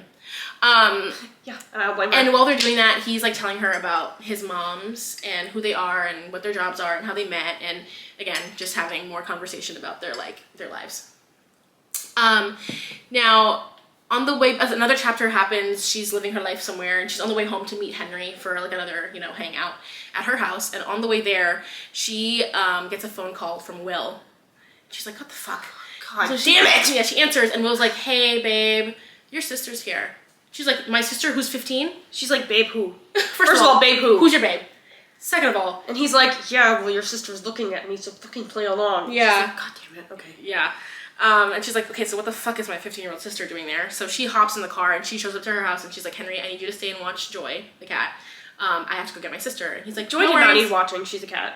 But he was more than happy to do it. No, she was like, I just need you to be here. Yeah, she said, I didn't know that you're waiting in my house. Yep. And he was like, got it, no worries. So, I can do that. I can do that easily. So she drives up, and she gets there, and her sister's acting like a fucking bitch. Yeah, her sister's acting like a fucking bitch. Like, genuinely. So spoiled, so entitled. Literally. She's like screaming and yelling and being an asshole. And she's like, girl, I've had about enough because I do everything under the sun for you and you don't appreciate it at fucking all. Yeah. And of course, Will is like chiming in with his 2 cents, being like, baby, don't talk to her like that. It's not that deep. Like, whatever. And she's like, girl, shut the fuck up. Shut up. And she says something about like, I literally do everything for you and you are so fucking ungrateful. And the sister's like, oh, damn. And she's like, oh, fuck. And she's like, and also, me and Will broke up. Yeah. And she's like, and Will's like, fuck. He's like, shit. shit. Yeah. So she's like, because whole time, Will definitely thinks they're going to get back together. 100%. So he was thinking that if he just doesn't tell his parents they broke up, eventually they'll get back together. Yeah. It won't matter. Yeah. Will is definitely in that moment, he's like, God, fuck. Yeah, he's like, shit. Yeah. The fucking floodgates just opened. But he's like, you guys should just spend the night. It's a long drive back. I cannot believe she spent the night. I don't blame her. I'm not saying, because I've certainly never been in this scenario. Yeah. But if I'm me, I'm getting that girl a fucking booster seat. Like the baby she's being, and I'm putting her in the booster seat. I don't care that it's late. I don't care if it's 3 o'clock in the morning. No. I'm so angry. Yeah. I'm leaving. I'm not going to be in your house, you fucking weirdo. No, especially not staying here. And she texts Henry and she's like, we're going to stay. And he's like, okay, love you. Or he doesn't say love you. He says like, okay, be safe, lock the door. And she's like, period. Yeah. She locks the door when she and her sister go in there. And her sister's like, I'm really sorry. Like, I'm sorry you guys broke up. And she's like, I'm not. If I'm a sister, I'd be like, you fucking close your damn mouth. No, you shut your trap. Can it? But a couple chapters later, we're up to Halloween. The Halloween scenes in all of Hannah Grace's books. Hannah Grace, you need to write a Halloween book. The whole night is Halloween night. It takes course over the week of Halloween weekend. Idea. I have an idea. We write it? Well, no. But I had the idea that she writes a weekend of Halloween weekend with Ryan Rothwell. Bitch after bitch after bitch after bitch. He's doing a world tour of fucking University of California, Maple Hills. Fucking bitch after bitch after bitch after bitch. Club. Another club. Bitch. Bus. Bitch. No bitch. sleep. Yeah, I would read that. Like, he's like, one walks in the door and one walks out the door, the other one's walking in. He's like, hey, queen. And he's making all of them come. Yeah, Hannah Grace. Good short story idea. Yeah, seriously. But it's Halloween night, and first of all, the chapter opens with Maddie going, dude, whatever happened to Flavortown? And I laughed because they're all dressed up as Guy Fieri. Yeah. I'm sorry, that made me laugh. Like, that's so funny. And you know that Maddie is getting 0 bitches that night, yeah. And now he's like, I'm getting 0 bitches, and I'm just like Guy Fieri, and not all of us committed to the bit. Are you fucking kidding me? I'd be mad too. I'd be like, dude, fuck you. Yeah, if we all decided to be Guy Fieri, and then like you guys all showed up in like hot girl bra, costumes, yeah. I'd be like, you guys, What happened to Flavortown? You guys hate women. Yeah, and I think this is the line that made me be like, I think I could fuck him. I could fuck him. That was so funny. But Aurora's like, hey, this is my first Halloween with a boyfriend. We're doing a couple's costume. And she's like, I'm not fucking fuck off. I'm not doing that. No. They're just doing that. They're dressed as Remy and Linguini, which is so That's cute. so me-coded. I know. I'm just like her. Yeah. Except I'm not skinny and or rich. Okay. But regardless, they're all dressed as Guy Fieri, and they're waiting outside the club because they're waiting for like everyone to show up. And Hallie shows up, and she's dressed as Lola Bunny, and Henry almost throws up. What is Henry dressed as? Guy Fieri. I don't believe Henry would do that. Mm-hmm. Yeah, but I mean, he talks about it, and he's like, I wish I wasn't wearing this fucking costume. I think at one point he rips off the hair, and he's like, Yeah. But she's dressed as Lola Bunny, and he's like, God damn, she looks good. And they get I need to have a boyfriend for Ballerine. I need to have a boyfriend for Halloween, or else I think I might kill myself. I'm not kidding. Oh. That actually might be my last straw. Dude, I'm not fucking playing around. There is nothing sexier than a man seeing you in your Halloween costume and being like, well, it's time to head upstairs. Yeah. I mean, for sure, like, she's taking applications for Linguini right now. Men, hit the DMs or our comments. We'll see them either way. No, here's the thing is, if you reach out to me, I'm blocking you. I need to come to you. I want a man that doesn't want me. That's a problem. Okay. Well, Henry would never want me, and that's why I want him. Well, they go inside the club. Finally, they all migrate inside the club, and they get like a section, they have a booth, and so they're all sitting in there. And Hallie's standing over to the edge, and he's like watching her, talking, and then they see a man come up, and they're like, "Hold on." Oh, fuck. And then Hallie starts laughing like she's never laughed before, and Henry's like, "Who the fuck?" It's Ryan Rothwell. God damn it! The one who gets bitch after bitch after bitch after bitch, who's fucked half the friend group. He's fucked everyone. He's fucked Stassi. He's fucked Aurora. Only person he hasn't fucked is Hallie. But in that moment, Robbie's like, "Girl, you need to go get your bitch. Otherwise, he's gonna fuck her too." Yeah. And he's like, he gets up to go get her. Yeah, he's like, yeah, no. No. Plus, because what was so good about this interaction was, it wasn't until she started laughing that he was like, "Oh, all right, no, I gotta go." Yeah, he's like, "No." Like, yeah. No. If they had just been talking, well, he's also dressed as whatever the other one is. Well, he's Bugs dressed Bunny. as Bugs Bunny in Space Jam. So they're wearing, like, him and Hallie are wearing a couple's costume, basically. Yeah. Ryan and Hallie. And he's like, "God damn." And then she starts laughing, and he's like, "Oh, no. Yeah. This can't happen." He's like, damn, he's like, someone's about to take my bitch. He's cooking with fire right now. Like, Yeah. he's gonna take my bitch. Yeah. So he gets the fuck up, and he's like, "Hey, you wanna go dance?" And she's like, "Oh, okay." And I love that in his mind, like in his thoughts, he's like, the thing is, Ryan is such a nice dude. Yeah, Ryan is such a good guy. Is that like, he could take my bitch for show. For show. And he could do it right for show. Yeah, and he's like, the thing is, like, I can't even hate him. He is such a nice guy. Like, I love that. I would read a book about Ryan. Yeah. Hannah Get Grace, on that. please put him in the next one. I know Get that he's on fucked every bitch in Maple Hills, but there's gotta be one he hasn't fucked yet. Yeah. Bring a new character in. There's gotta be one he hasn't fucked yet. They get on the dance floor, and they're like, they're dancing, whatever, and he's like, "Is it okay if I put my hands here?" She's like, "You can do anything you want." And she's like, well, you might feel my diaper, but Hope you don't mind, but and he's like, "Oh, you don't have to ask me," like, and he's like, "I think men should ask," and she's like, you don't have to. You don't have to. You don't have to. Mm. And then she's like, "Can you please take off that fuck ass wig?" And he's like, "Yes," and he takes off his wig. His spiky Guy Fieri wig. He pulls off the wig to reveal another wig. So stupid. This part got me down sad. They were standing in the club, and she's like, "Oh, but did you see my costume? Did you like it?" And he's like, "I saw your costume. I saw your shorts, and I saw your socks, and I saw your top, and I saw your ears, and I saw your tail, and I saw everything about you, and I fucking love your costume."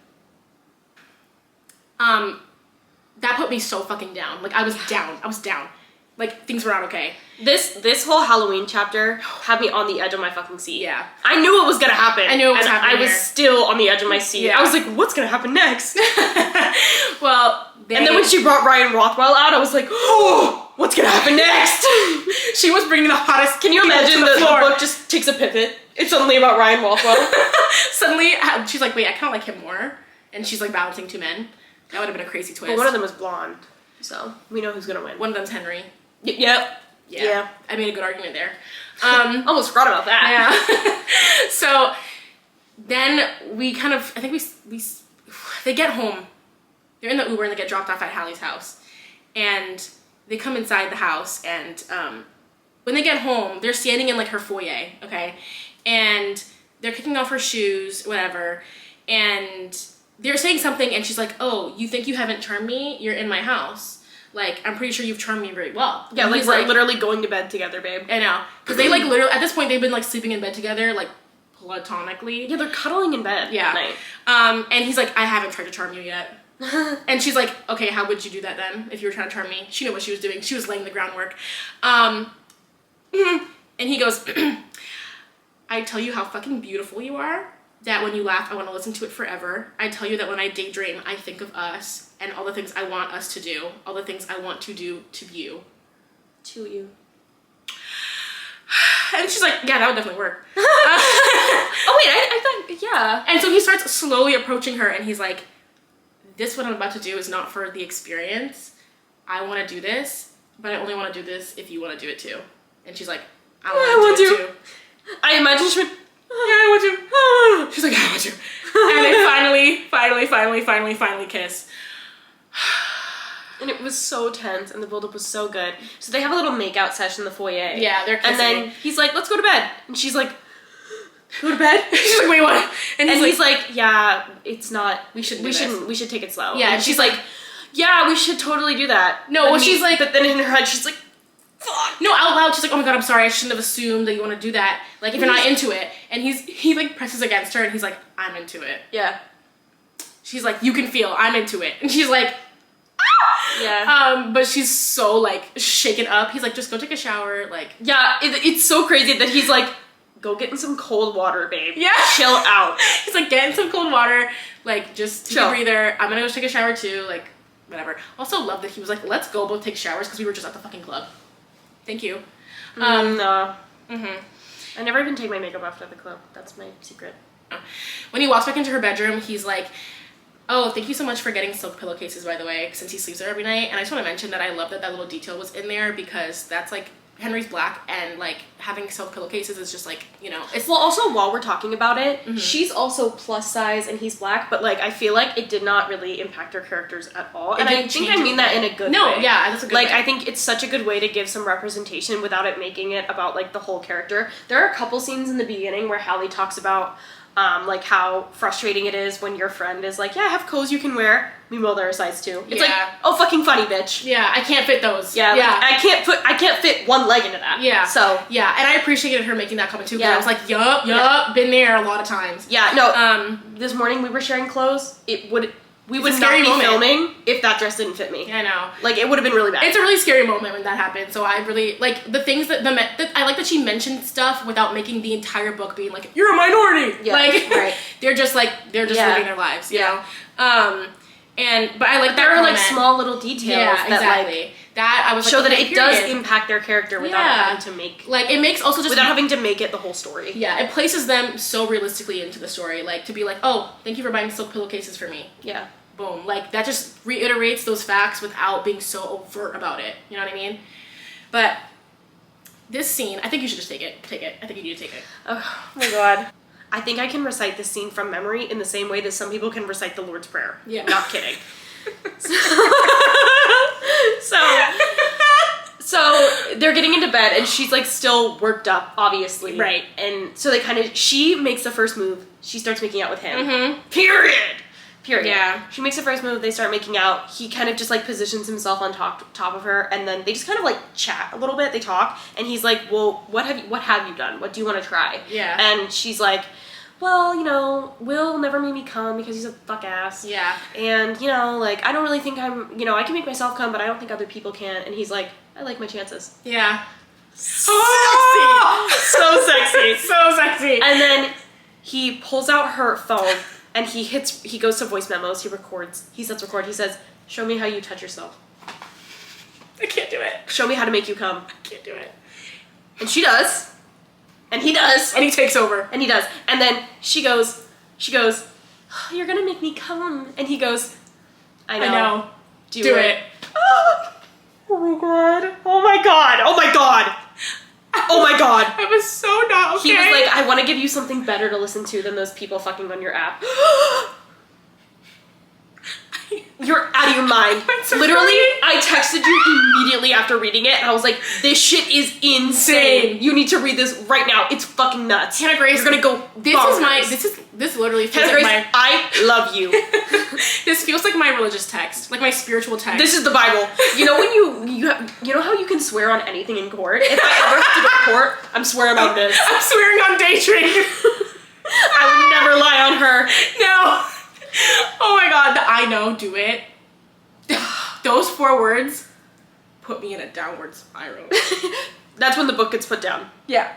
You put it down, you start the shower. You go sit on the shower floor. You just, then the next morning, they wake up. She's like, I have to go to brunch with my girlies. He's like, fucking no, stay. And she's a stronger woman than me because she gets up and she goes. All he would have said was, are you sure you want to go? And I would have said, no. They'll be fine without me. There's 2 of them going. They well, can also, each other. Well, also, they're getting fucked so good. I'm only just getting started. Yeah. So, they'll understand. They can only have this one. No, for real. Like you know what? Yeah. Yeah. And that's so fair. If you've been single or you've dated a shitty guy your whole life. Yeah. And you get a little dignitized. It happens to the best of us. Like, yeah. You gotta let your girls do their thing. Yeah. Well, she gets there and the girls... Especially if he's Henry. Oh, God. She gabs and gossips with the girls a little bit about what happened. And she's like, he made me fucking come, girls. And they're like, yes!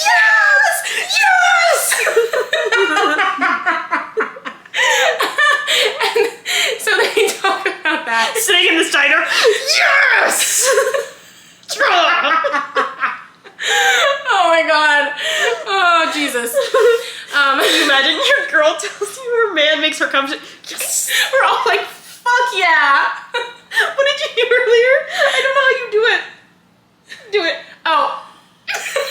But she got, so fast forwarding a little bit, it's Yeah. Aurora's birthday dinner. Mm-hmm. They wear these sexy ass matching silk pajamas and they make out a little and Aurora walks in on them and then his dick is hard as fucking those silk pajamas. Yeah. And that's all I wanted to mention. Yeah, for real.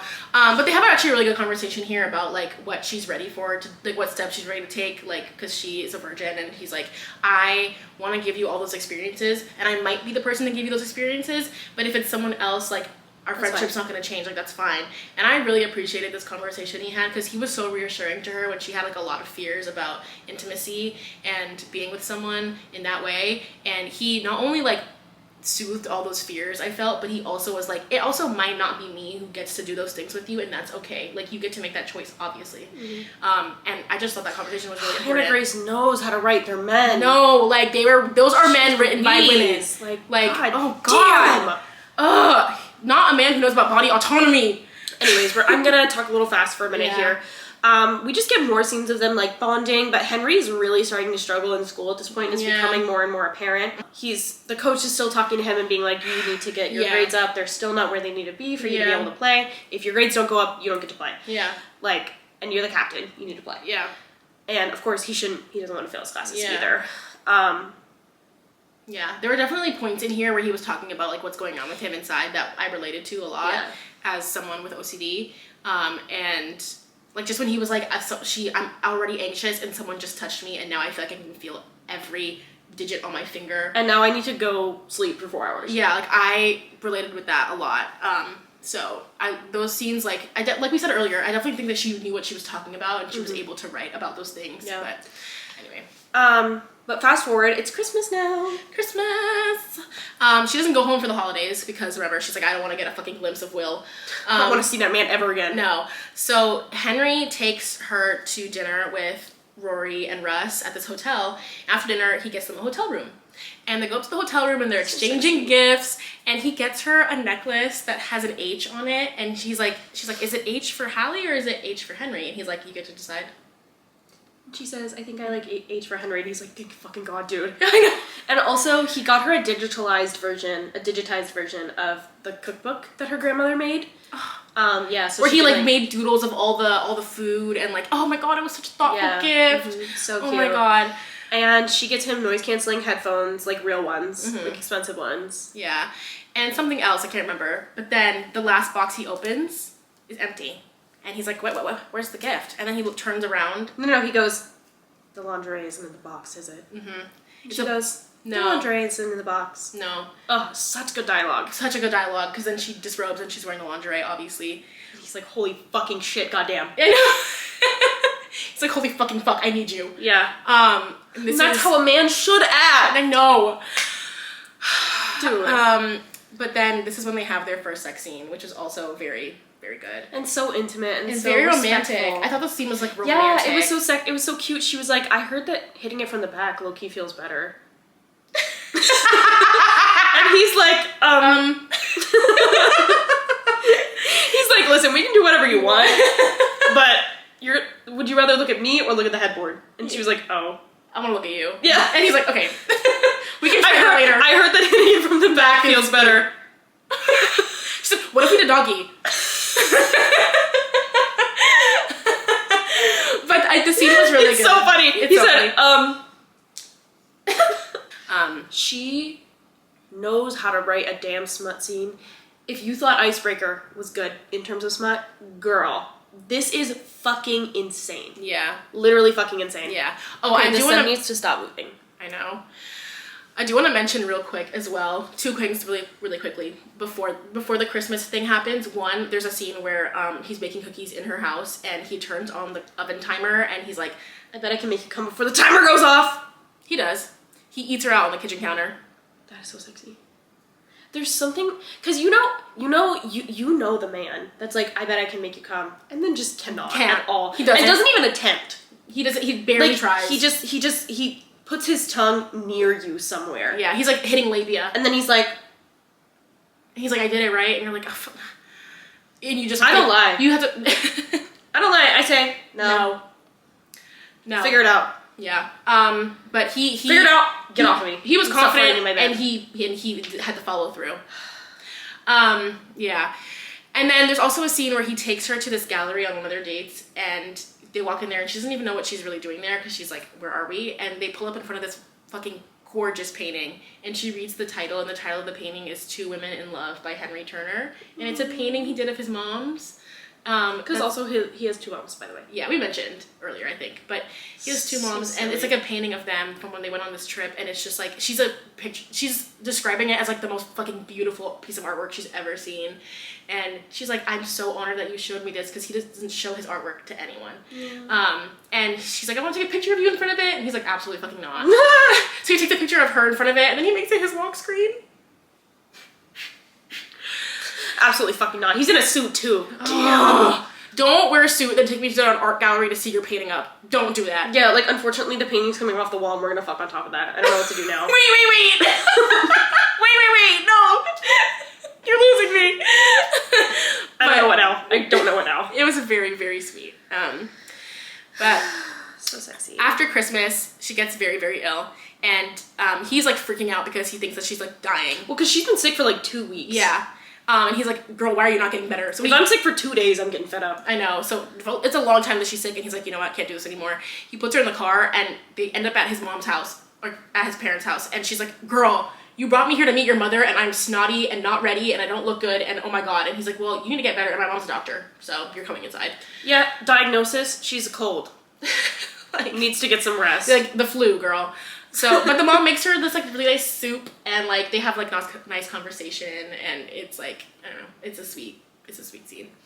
After she gets better from her sickness, we find out that in the next coming days, Will's hockey team is coming to Maple Hills to play against the Maple Hills Titans. And Henry is looking swole as fuck. Dude has been in the gym and fucking his bitch every 2 seconds. Constantly. Yeah. And she's like... He must be so fucking muscular. I know. And she's like, listen, if you're feeling anxious about Will coming, like, we can talk about it. You don't have to take it all out on the gym and on my body. And he's like, I'm not anxious. I'm gonna win. Hot. And she's like, okay, well, then let's fuck. Yeah, and he brings out a canvas, and he's like, we're going to fuck on this canvas. And he... Like, they do that. Yeah, they slather each other in paint, and then they fuck on the canvas, and it's really hot. Yeah, so good. Such unique sex scenes too. I know, yeah. very unique. Like no one's doing it like this. I know. And when she's leaving, she has to get ready to leave, and she's like, oh, I'm gonna go home. And when she goes into the bathroom, you know how he had that box in Icebreaker that had like stuff that girls could use if they ever come to his house? He changed the label on it to say Hallie's Things. Oh yeah, but they're just friends. God Damn. So anyways, now we get to my favorite part of the book.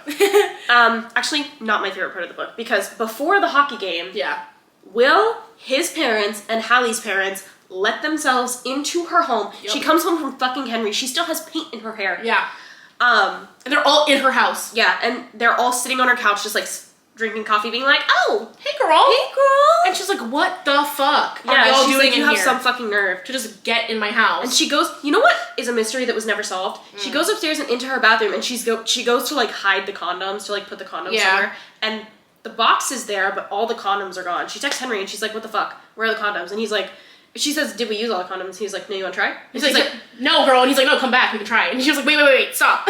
she's like, "Shut up, shut up." I'm freaking out. Stop. And he's like, no, come back. We can try. He's like, shut up, shut up. No, I think later, it's Will. Because, But why? because to be annoying, to be like, oh, I know you're fucking someone. Because also she walks in and she's like, I'm so aware that I'm wearing an H necklace and I'm also wearing one of his hockey shirts that says Turner on it. Yeah. And she was like, everyone definitely clocked it. His parents definitely clocked it. But like, y'all, you're in my house. Yeah. I didn't know you were coming. You didn't even tell me you were coming. Yeah. You're lucky I wasn't fucking on the floor, dude. Right. Like, y'all could have seen something you didn't want to see. So, when she goes upstairs to hide the condoms, Will follows her, and he's just being such a fucking ass. Yeah. Like, he's just being like... He's basically like, your friends will drop you when Henry does. Yeah. Like, he's Loser. like, yeah, he's like, fine, like, whatever. What she should have said is, "Bitch, you never made me come that once. Get out of my house." Yeah, literally. She finally is like, you need to get the fuck out of my house, and he does, but not before saying like 18 horrific things to her and being like, no worries, I know we're gonna get back together, so do what you gotta do, but you'll be back. And all of Henry's friends are gonna drop you when he's done with you.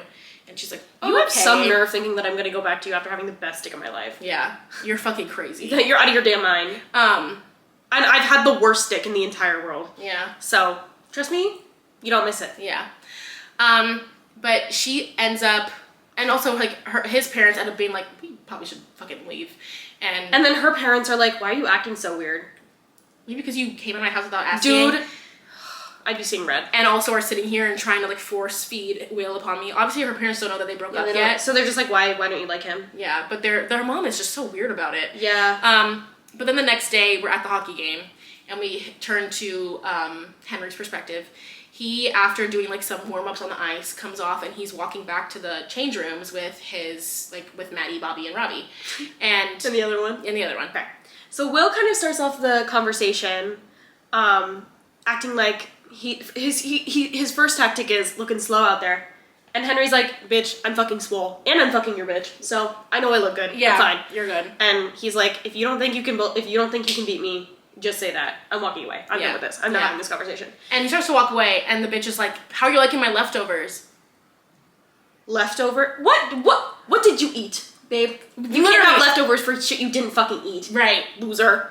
And he's like, "If you don't think you can beat me out there, just fucking say that." But he did say, "Have you seen all of Hallie's scars yet? Have you found the one on her inner thigh? I liked figuring out that. I liked finding that one." And Henry's like, "Fuck off." He's like, literally. But you know what I was thinking? This is so embarrassing for him because not only does he end up losing the fight, but also he's sitting there being like, "The birthmark on her inner thigh. I love that birthmark on her inner thigh." And Henry in his head is like, "Y'all never fucked not once." Yeah, and I know that. Like, and not only did you not fuck, you couldn't even hit it right if you did. Yeah. So That's what Henry should have said. Henry should have said, "You didn't make her come. I'm walking away." Yeah. Like, you lose immediately. Yeah. And he's like, "Okay, well, we can have a conversation like adults. Thanks for keeping my side of the bed warm for me, by the way." He just keeps going. Like, he keeps going. This shit was grating me. He said, "Thanks for breaking her in for me." Oh, he also calls her a frigid bitch. Yeah. Okay, well, at least this frigid bitch can make her man come. He's like, "I bet she likes it rough, doesn't she? She's such a people pleaser. She'd do whatever I told her to do." And Henry's like, okay. Yeah. And Henry's like, I get it now. And he goes, "Get what?" "Why she could never love you." Struck a real nerve. He punches him right in the face. He punches him right in the fucking... Will punches him. Will punches Henry. And right Henry's literally holding people back. He's like, "I'm not fighting this fucking loser because he's a fucking loser." Yeah, hot. But then I think he was so sexy. Yeah, but I think Bobby jumps in because he was like, "Not too much on my girl." Yeah. And by the girl he means Henry. And so Bobby jumps in to fight, but Henry's like, "I'm not fucking doing this." But all of that was just all of that gave me such like secondhand trauma. Hearing. I was horny. No, I meant from Will. Henry was clearing him. No, Henry was clearing him for sure, but Will was just being so awful. Yeah. And like just knowing that he was talking about someone who not even just he dated for a while, but was his childhood friend. Like they've been friends for years. And he was talking to her about her like that. Mm-hmm. But yeah, I was also really horny at Henry just being so chill about it and like not even trying to fight him. Yeah. Ugh. But I mean, regardless, punches were thrown, and Henry, like realistically, Henry should have just kept walking. Yeah. From the jump. Yeah. So he won't tell the coach what happened. Cause I don't really know why. Well, he was like, I don't want to say these things that are gonna embarrass Hallie to the coach. And the coach is like, you need to tell me what happened. And he's like, I don't want to repeat it. I'm sorry. And he's like, okay, well, if you're not gonna repeat it, then you're not fucking playing. And he's like, okay. Okay. And he's like, if you can't do the simple things I ask you, then maybe you shouldn't be captain. And he's like, maybe I shouldn't. Maybe I shouldn't. And he's like, okay, well, you need to sit here and I'm gonna go deal with what's going on out there. And Henry's like, fuck it, I'm going home. So he gets up to leave. He gets Hallie and they leave. Yeah. Hallie, but meantime, in between time, is having a fucking vicious fight with her mother. Yeah. Because her mom is like, why are you being such a frigid bitch? Literally being like, why are you being such a bitch to Will? And she's like, girl, I don't like that man. What's confusing you? Yeah, that's the thing is like, how did her parents never notice that she fucking hates him? Yeah. She fucking hates him. Yeah, and then it devolves into a conversation of her being like, y'all treat me like the family, like, manager, and I'm fucking sick of it. Like, fucking raise your own kids, girl. I can't do this anymore. Yeah.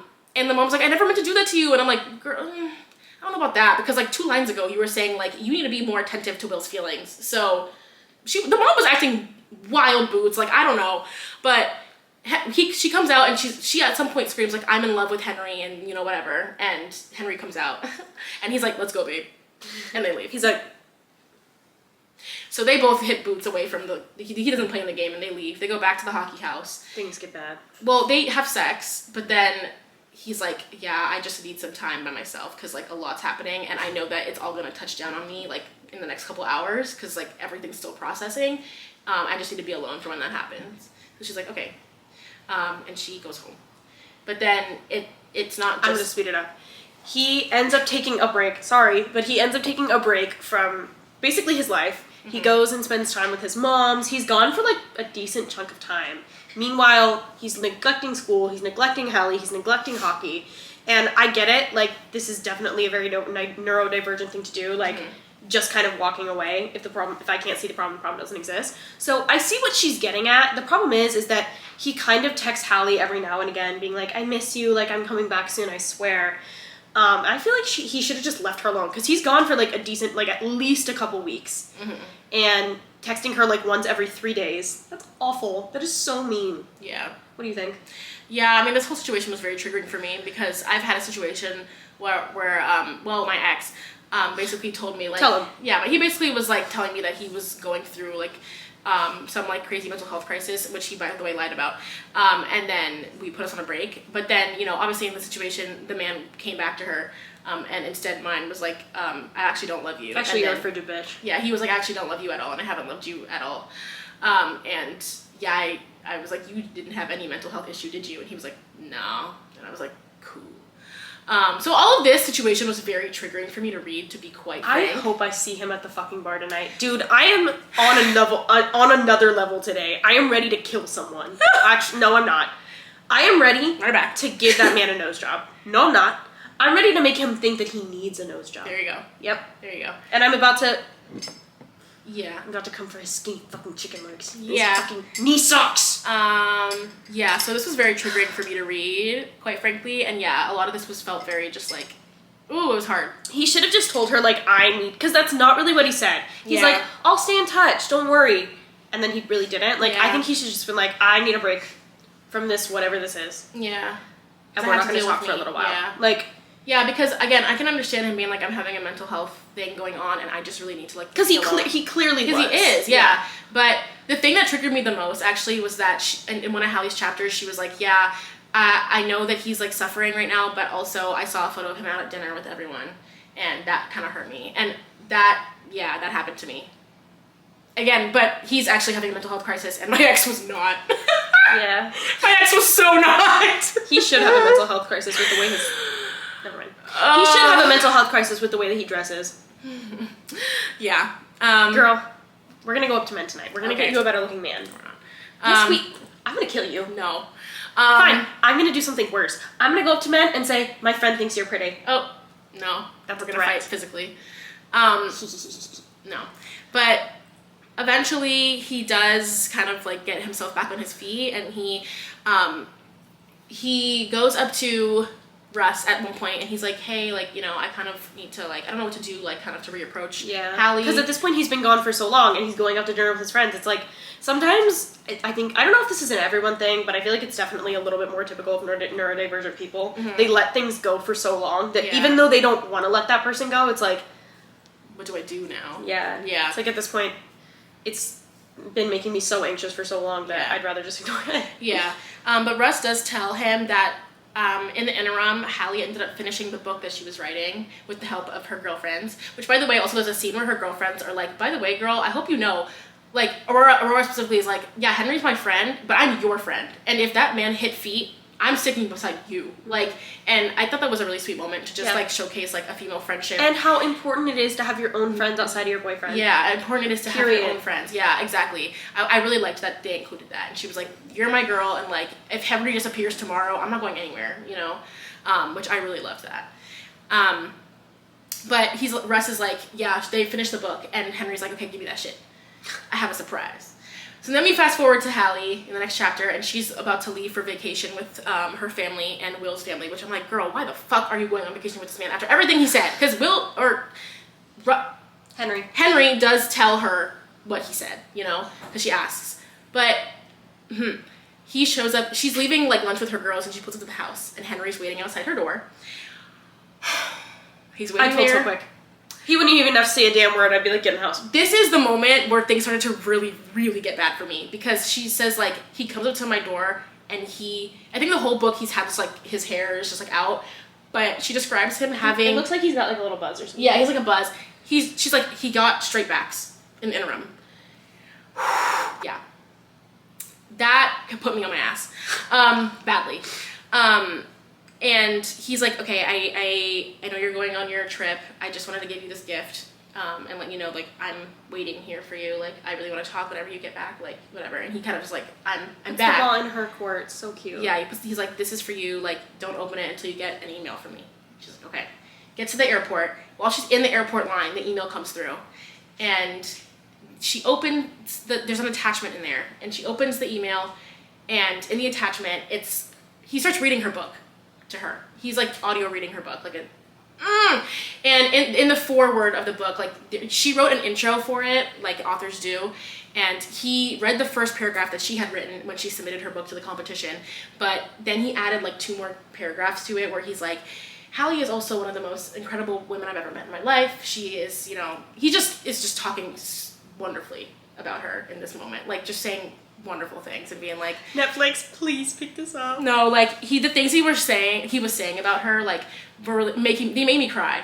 I'm about to cry. I know. And then she pulls the book out, she opens the package he gave her, and in it is the book that she wrote, and he designed a cover for it of them two, like, sitting in a meadow.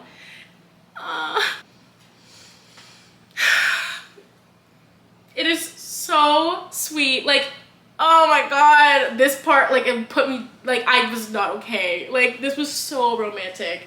And she obviously is like, oh, I have to go see him. So, yeah. So she goes. She's running through the airport, pulling her diaper up. Please. Yeah, everything about that, like, all the things you have to just read the paragraph, you read it yourself to know, but the things he was saying about her were just so, so amazing. She goes to his house, and, you know, they make up, and then she's like, well, I have to hit feet because I'm going on a girl's trip. And he's like, wait, hello? And she's like, yeah, girl, I'm going on a girl's trip. I'm not, like, I'll see you when I get back. But they make up, basically. And then in the epilogue, she does not win the writing competition, but it's okay because I think her dad or her stepdad, someone in her family is offering to pay for her to go and do this little scholarship thing, do this little program or whatever. And they have an apartment for some reason. Well, her brother is like, you guys can stay in my apartment, because Henry's also going, because he signed up for some art classes in New York. So he's like, you guys can stay in my apartment for the summer, you guys can go together, it'll be cute for you. And they're both like, oh my god, this is so fun. And then we also get a scene of, like, everyone graduating. Stassi's graduation cap says, long story short, I survived. That's what I'm saying, is that Yeah. it's not subtle, girl. Yeah. And then Nate's giving some long-winded speech that no one gives a fuck about. Yeah. Henry's like, is this shit over? And they go on a little walk, and the book wraps up really cutely, where they're like sitting on a bench, and they're just like talking about each other, and just how happy they are together. And it's really, really sweet. That's where the book ends. The whole last like 4 or 5 chapters were just me crying because it was so romantic. This book was very, very romantic. Yeah. Oh my god. Yeah. Hannah, you nailed it. In the foreword of the book, she wrote that she like pushed the date back because she was like she wanted to do him right, and she wanted the story to be everything that we wanted it to be. Yeah. Girl, you did your don't best. listen to the haters. Yeah. Don't listen to the icebreaker episode. No. I'm about to remove that from the internet because this book, like, genuinely one of my favorite books I've read this year. Like, my favorite, I think, that we've covered on the podcast. Like, I genuinely loved it. Like, I loved it. And it's not easy to make me cry, I would say. Oh, I cry about everything. It's not easy to make me cry, and I cried about this. So, yeah. It was just so fucking good. Your rating. Oh, this is a 5 out of 5. Yeah. This is a 10 out of 5. Yeah. This is amazing. Yeah. Yeah, nothing. And I, as someone who was like literally foaming at the mouth for Rust, I went back and looked, and my rating obviously for this was higher. This one was so much more romantic. It was so much more romantic. Please comment what you guys thought of this book. Yeah. I would love to have a conversation with you guys, and if you guys have any requests, leave it anywhere. I'll see it. Yeah. But I'd love to have some Daydream discourse with y'all. So please. We need to talk about. I need more of this. Yeah, I need to keep talking about it for the rest of my life. I'm gonna write the sequel. I'm gonna be insufferable at the bar tonight. Y'all read Daydream? At the bar. Have y'all read this? This is really fucking good. Going up to men we went to high school with. I read this book. You should read this. He's like, girl, what? You went to my high school? oh. I would kill myself. Anyway, Please subscribe. Yeah. Like the video, and come back and see us next week.